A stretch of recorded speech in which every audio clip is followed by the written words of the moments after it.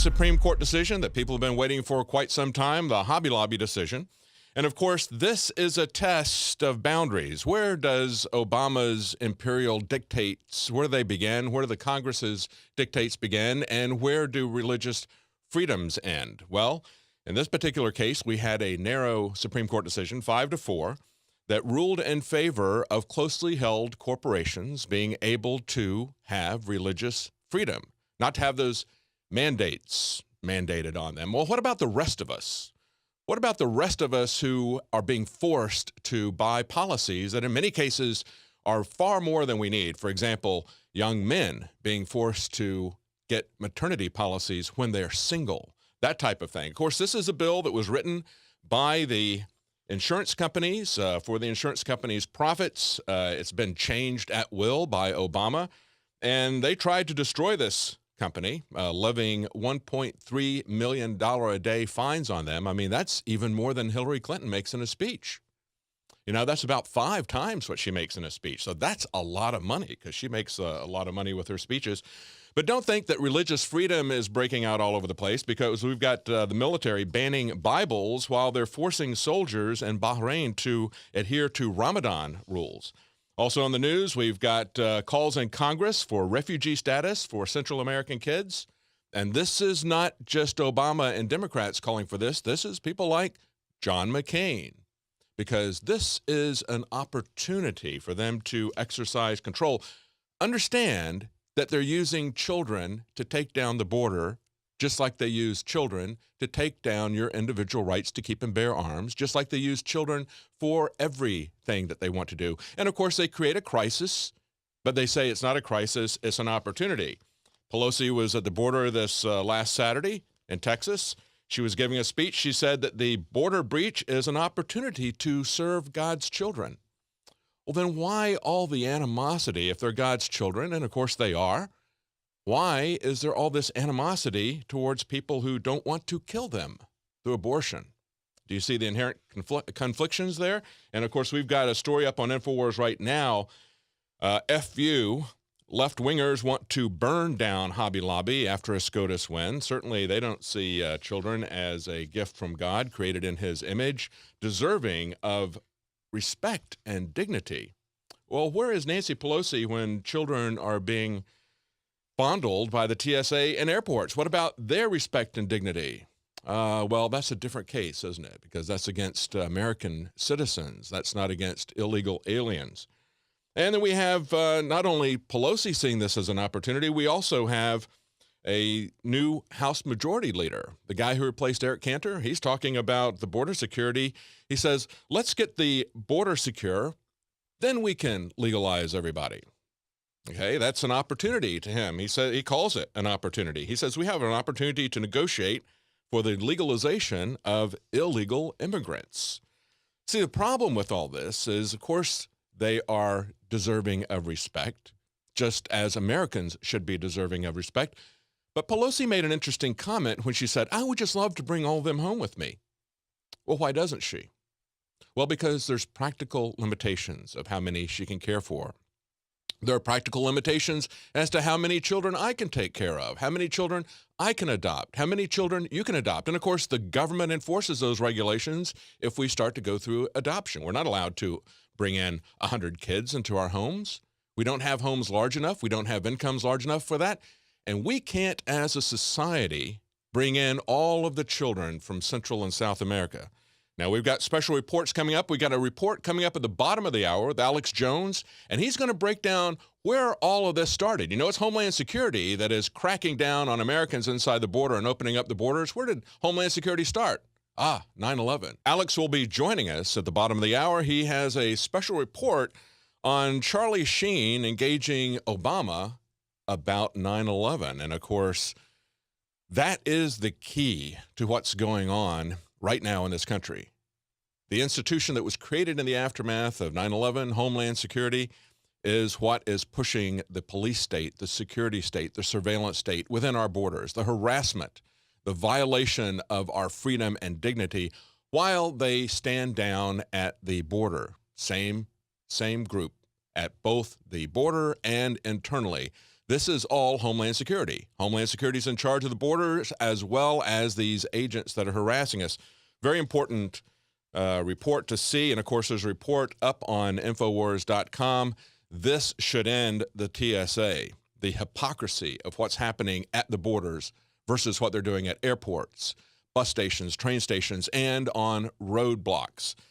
Now, we had a major Supreme Court decision come out today that people have been waiting for quite some time, and that is whether or not a couple of closely held businesses who have religious objections to the Obamacare mandates, whether or not they should be allowed to exercise those exemptions on religious conscience.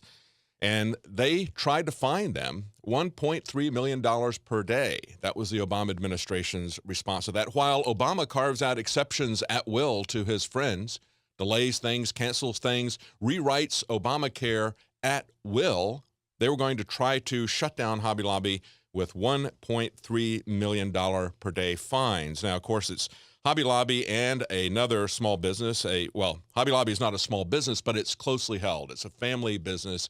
It's not a publicly held corporation. It's a corporation just in the sense of its tax effects, essentially a small, closely held corporation. And a small Mennonite-owned cabinet maker called Conestoga Wood Specialties took this to the Supreme Court. You know, if we would all fight for our rights like these people did, we could stand these people down. I mean, they were either they put everything on the line, just like the founding fathers. They said they pledged their lives, their honor, their fortunes on establishing their rights. And I really admire them for taking this fight all the way to the Supreme Court, not caving in. If they'd lost, they would have lost their businesses, of course. Now, it's interesting, I think, to look at the response, the reaction to this Supreme Court decision from people like Justice Ginsburg, and also to look at what people are saying on Twitter, the hate, the profanity that's going on with Twitter, people calling for Hobby Lobby to be burned down. We have that article up at Infowars.com. But let's look at what the Supreme Court Justices Kagan and Ginsburg have said. Now, Kagan says, Congress has made a judgment, and Congress has given a statutory entitlement. Okay, so just obey it. And then Ginsburg says, this is a decision of startling breadth. Corporations could opt out of any law that is incompatible with their sincerely held religious beliefs. What is it about the Constitution that they don't get? When the Constitution says that when it comes to free speech and the free exercise of religion, it's not just about privately holding your beliefs in the closet. It's about exercising and acting on those beliefs freely. And what is it about the fact that the First Amendment says Congress shall make no law? If Congress makes a law abridging free speech, abridging your religious convictions, your exercise of your religious convictions, that law should be ignored by juries, by Supreme Courts, by everyone. It should be challenged. She goes on to say, Congress enacted the Religious Freedom Restoration Act to serve a far less radical purpose, and mindful of the havoc the court's judgment can introduce, I dissent. Yeah, you see, you don't come up with a Freedom of Restoration Act, which guts the First Amendment. See, it's not restoring anything. It's infringing on our rights when they do something like that. The First Amendment is supposed to be radical. The Second Amendment is supposed to be radical. The Fourth, the Fifth, the Sixth, they're all supposed to be radical. It's a radical idea that we have rights that we possess as human beings that the government can't take away. And those were put there specifically to protect individual rights. That's a radical idea. And we're not going to see it chipped away, infringed little by little. Now, what's it really going to mean? Well, Independent Women's Forum had some interesting observations about this. They pointed out that roughly 85% of group plans right now include contraceptive coverage, and that was the case before the mandate. So they're not going to go away for most people. They also said 99% of sexually active women in the U.S. have used contraception, so it's not going to go away either. You've got 85% of the plans that had it before the mandate, and if somebody thinks that that's an important benefit that they want, they can choose to work for those 85% of the companies. And then they also point out that there's a fallacy to the argument that if something is not mandatory, it will cease to exist. I remember when I grew up that we had these sayings, right? You don't hear them too much anymore. You're going to make a federal case out of that? There ought to be a law. We also had another saying that was, it's a free country, isn't it? Well, you know, we've been saying that there ought to be a law for everything, and we've been making a federal case out of everything for so long that I don't hear anybody saying it's a free country anymore.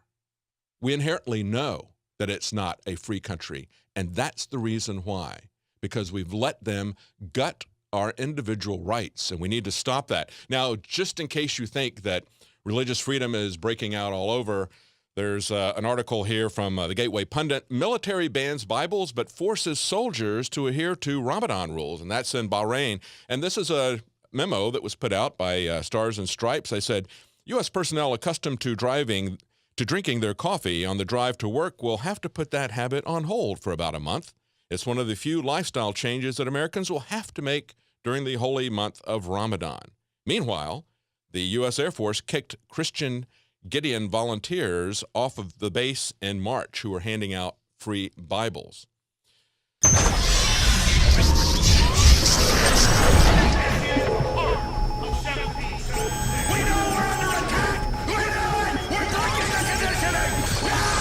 From the water table to our soils to the atmosphere itself, our world is becoming more and more toxic each and every day. But it's not just the air outside that's toxic. Indoor air has been shown to have 2 to 5 times higher concentrations of pollutants than even outdoor air. And most Americans spend 90% of their time inside using toxic chemicals within their homes. There are more than 42 million smokers in the United States. Well over 1,000 types of mold and mildew linked to numerous conditions. And don't forget the fact that 6 million Americans live with pets they're allergic to as well. When I began to research these statistics, it was clear to me it was time to start cleansing my lungs in order to combat the toxic environment that we cannot escape but that we can fight back against. Made with organic and wild cultivated herbs and manufactured in the USA, the new InfoWars Life Lung Cleanse is here in a convenient spray bottle that can be brought with you throughout any toxic environment. Now available exclusively at InfoWarsLife.com or by calling toll-free 888-253-3139.